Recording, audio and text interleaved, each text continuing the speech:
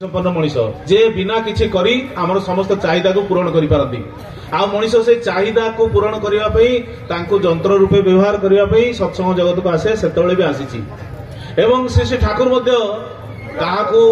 भोका छाड़ी नांती कहार इच्छा को अपूर्ण छाड़ी नांती से द्वार को आसी के खाली हाथ भी फेरिनी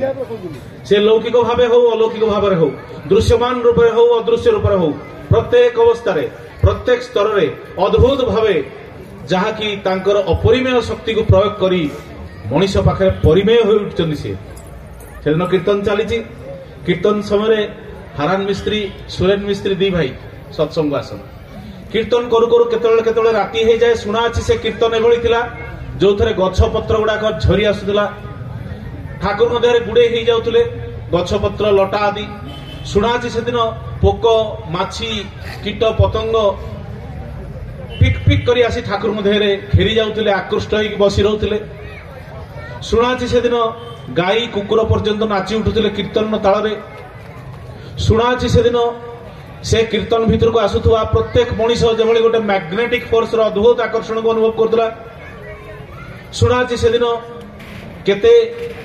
अकृष्ट केते निकृष्ट केते पतित केते नष्ट चरित्र से कीर्तन रो प्रभाव रे आसी मनीष परी मनीष ही उठुले भक्त ज्ञानी ही उठुले शुणा से दिन से कीर्तन भितर से ठाकुर देहरु पिच पिच करके देहर प्रत्येक लोमक उपर पिच पिच करके रक्त बाहरुला जो माने कीर्तन करते गाधई पड़ुले रक्त रे पुणी शुणा एभली समय आसी जे कीर्तन करू करू पुणी श्री श्री ठाकुर सांगे कीर्तन करुवा लोक भूईरु 3 फुट ऊपर को उठी जाती एवं जो माने ताहा देखंती से माने किछि अनुभव करि पारंतिनी जो माने नाचंती से माने किछि अनुभव करि पारंतिनी एभली बहु लोक जो माने श्री ठाकुर को कीर्तन रे आसुतले घर को फेरु नथिले